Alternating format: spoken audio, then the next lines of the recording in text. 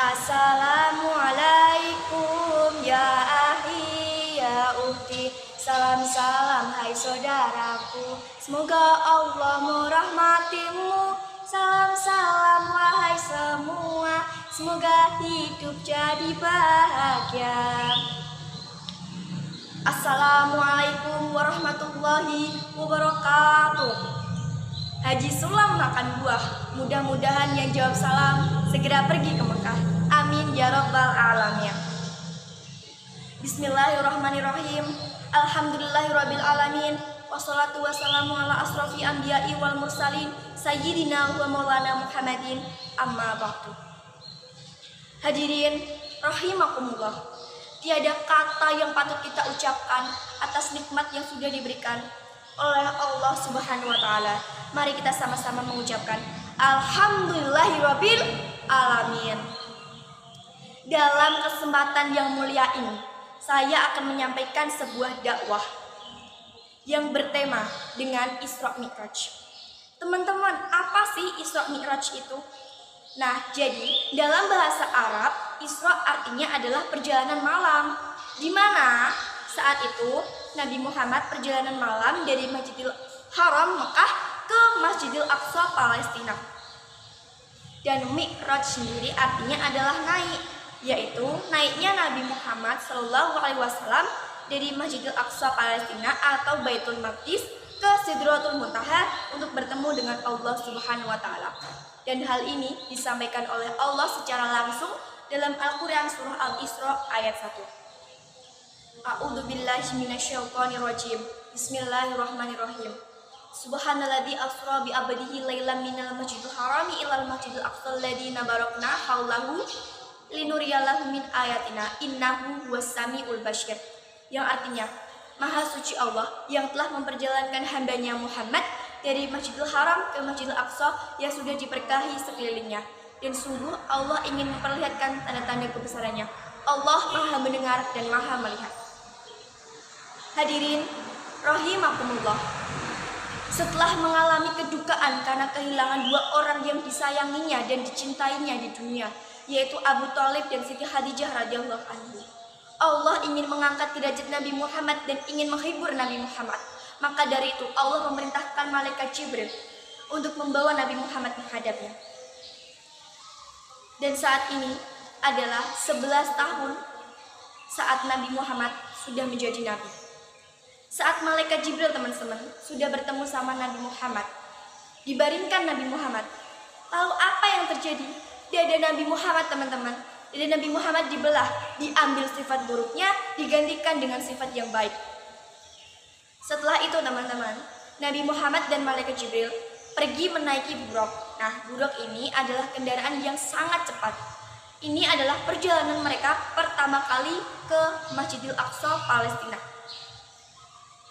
Dan saat perjalanan ke Masjidil Aqsa Palestina, mereka singgah di 5 tempat. Tempat yang pertama yaitu kota Yastrib yang sekarang dikenal dengan Madinah Al-Munawwarah. Yang kedua adalah Madyan, yaitu tempat di mana Nabi Musa alaihissalam bersembunyi dari kejaran Firaun.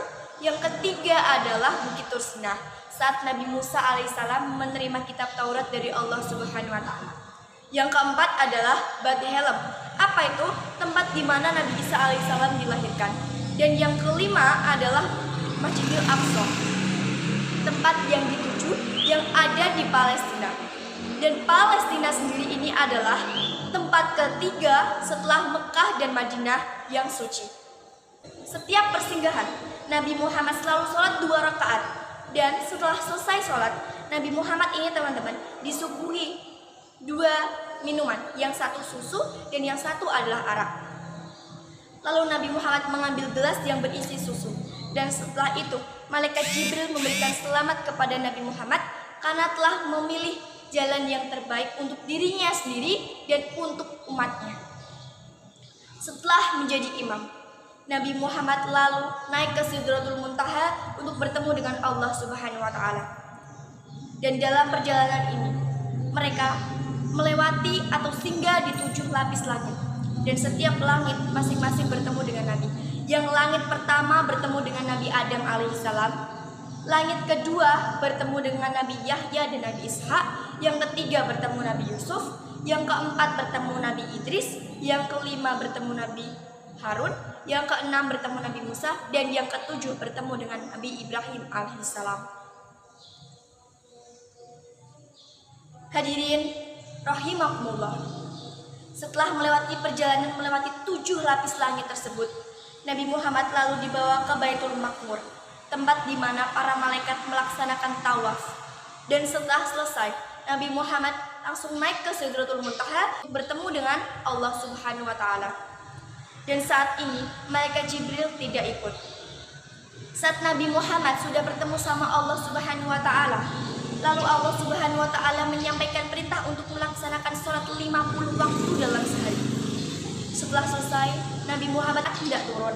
Lalu bertemu dengan Nabi Musa alaihissalam dan menceritakan semuanya tentang perintah Allah untuk melaksanakan sholat 50 kali dalam sehari.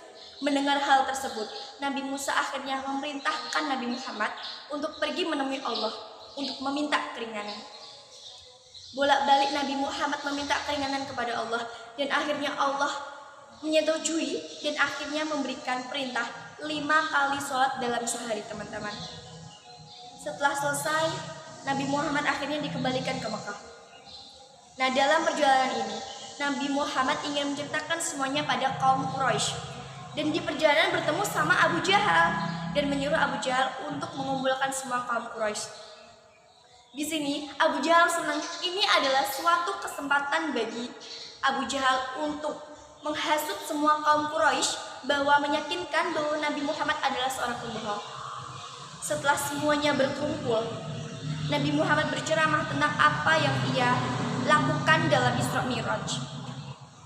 Nabi Muhammad hanya mendapatkan hinaan, cemoohan, ejekan dari kaum Quraisy, dan itu tidak luput dari provokator Abu Jahal. Setelah itu, mereka berbondong-bondong pergi menemui Abu Bakar dan menceritakan semuanya apa yang dikatakan oleh Nabi Muhammad ke Abu Bakar dan bertanya, apakah kau mempercayainya Abu Bakar? Apa yang didapatkan? Abu Bakar menjawab, aku meyakini apa yang dikatakan oleh Nabi Muhammad SAW. Nah, dari sinilah Abu Bakar mendapatkan gelar Asy-Siddiq. Hadirin rahimakumullah, Nabi Muhammad saat menerima wahyu tidak pernah dirahasiakan sekalipun.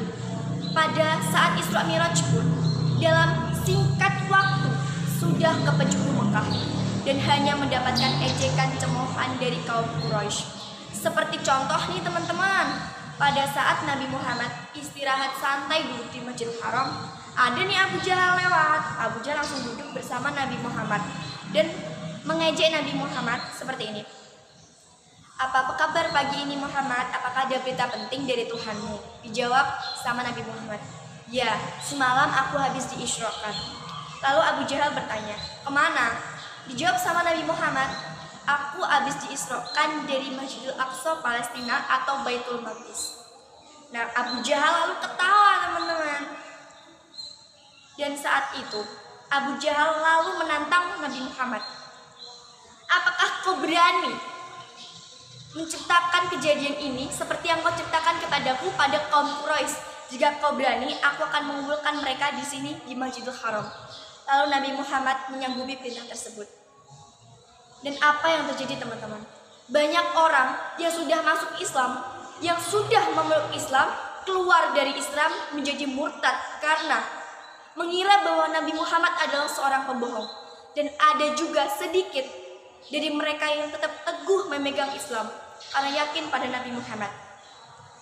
Tapi berbeda dengan Abu Bakar, ia lalu pergi menemui Nabi Muhammad, bertanya tentang kejadian tersebut, dan Nabi Muhammad menceritakan kejadian tersebut kepada Abu Bakar, sehingga Nabi Muhammad memberikan gelar Asy-Siddiq kepada Abu Bakar, sehingga menjadi Abu Bakar Asy-Siddiq. Hadirin rahimakumullah, ada suatu kejadian-kejadian yang ada dalam Isra Mi'raj yang sangat unik. Dan saya akan menyampaikan 5 kejadian yang sangat unik dalam Isra Mi'raj. Yang pertama, Saat Nabi Muhammad melihat ada orang yang memanen padi terus-menerus memanen padi, memotong padi, lalu bertanya pada malaikat Jibril, "Ya Jibril, siapakah mereka itu?" Lalu malaikat Jibril menjawab, "Ia adalah orang yang suka beramal jariah dan Allah melipat gandakan atau Allah memberikan pahala kepada mereka." Teman-teman, apa yang kita bisa ambil dari cerita ke-1 ini? Lakukanlah kebaikan dan selalulah beramal. Kita kan nggak tahu kebaikan mana yang bisa membuat kita masuk ke dalam surga. Sekecil apapun perbuatan kita, itu akan berarti saat kita sudah meninggal. Dan yang kedua teman-teman, yaitu saat Nabi Muhammad melihat orang yang terus memukul kepalanya padahal itu sakit dan bertanya pada malaikat Jibril, "Ya Jibril, siapakah mereka itu?" Lalu malaikat Jibril pun menjawab, "Ia adalah orang yang enggan bersolat dan ia menyesali perbuatan tersebut dan selalu memukul kepalanya meskipun sakit dirasa." Teman-teman, apakah kita mau menjadi seorang yang memukul kepalanya kelak di akhirat karena enggan bersolat? Mari kita solat, mumpung badan kita masih sehat, mumpung akal kita masih sehat juga, mari kita laksanakan solat. Dulu solat itu 50 waktu, 50 kali, dan sekarang sudah disingkat menjadi 5 kali. Mari kita laksanakan. Jika tidak mau nanti kita di akhirat memukul kepala kita. Dan yang ketiga adalah saat Nabi Muhammad mencium aroma wangi dari sebuah kuburan dan bertanya kuburan siapakah itu kepada malaikat Jibril. "Wahai Jibril, kuburan siapakah itu?" Dan malaikat Jibril pun menjawab, "Itu adalah kuburan wanita solehah yang bernama Siti Masyitoh." Sedikit info teman-teman, Siti Masyitoh ini hidup di zaman Raja Fir'aun dan dia adalah pengikut ajaran yang dibawa oleh Nabi Musa alaihissalam secara diam-diam. Akhirnya ketahuan dan dihukum oleh Fir'aun bersama keluarganya. Dihukum, direbus di hadapan seluruh orang saat itu.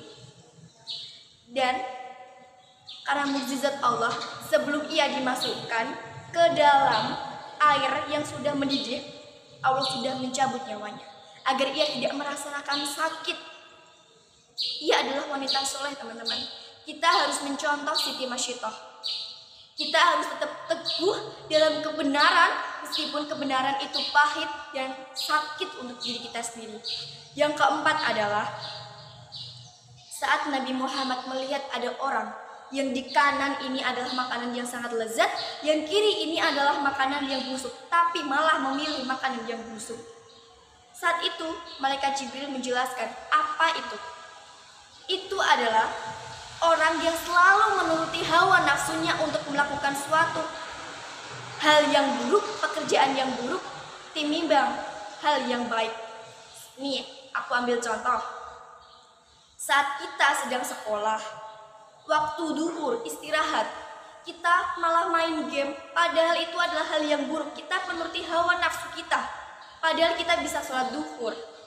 Dan ada juga saat kita pulang sekolah lebih awal, yang seharusnya kita pulang kita bisa membantu ibu kita, bapak kita melakukan pekerjaan rumah, kita malah di sekolahan, kita menggibah, kita pacaran, itu kita menuruti hawa nafsu kita teman-teman. Maka dari itu, ubahlah, jangan selalu menuruti hawa nafsu kita. Cobalah berpikir untuk melakukan hal yang baik dan meninggalkan hal yang negatif. Dan yang kelima adalah saat Nabi Muhammad melihat orang yang gagah perkasa, saat menoleh ke kanan ia bahagia, dan saat menoleh ke kiri ia bersedih. Dan bertanya pada malaikat Jibril, "Wahai Jibril, siapakah orang tersebut?" Malaikat Jibril pun menjawab, "Ia adalah bapakmu Nabi Adam alaihissalam, dan saat menoleh ke kanan ia bahagia karena melihat cucu-cucunya melakukan suatu perbuatan yang baik. Dan yang ke kiri ia sedih karena melihat cucu-cucunya melakukan perbuatan yang buruk dan berzina." Misal, saat Nabi Adam alaihissalam melihat cucu-cucunya beramal jariah, sholat, zikir, menghadiri acara-acara bersolawat. Nabi Adam alaihissalam senang, tapi berbeda saat ia melihat ke kiri, melihat orang-orang cucu-cucunya melakukan perbuatan yang baik seperti berzina, minum khamar, tidak menutup aurat, dan pacaran. Nabi Adam sedih, teman-teman. Mari kita sama-sama mengubah pola pikir kita, mengubah pola hidup kita menjadi yang terbaik. Hadirin rahimakumullah.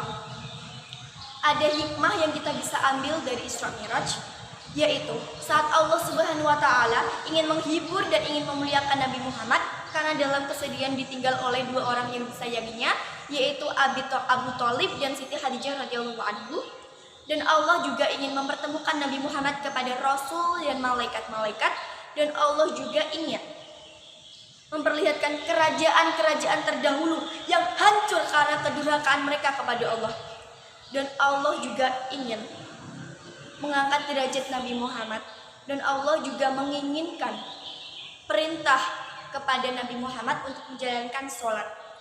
Dan yang terakhir adalah Allah ingin menguji para umat Nabi Muhammad, apakah mereka akan tetap yakin dan teguh memegang Islam saat ada suatu hal yang di luar nalar. Dan apa yang terjadi? Banyak kan yang keluar dan murtad menjadi Islam, menjadi tidak Islam, dan hanya sedikit yang tetap memegang teguh agama Islam. Dengan demikian, marilah kita selalu mengubah diri kita menjadi yang lebih baik dan melaksanakan sholat 5 waktu. Dengan cinta saling mendidik, bukan dengan murka saling menghardi. Dengan kasih saling mengasihi, bukan dengan benci saling mencaci maki.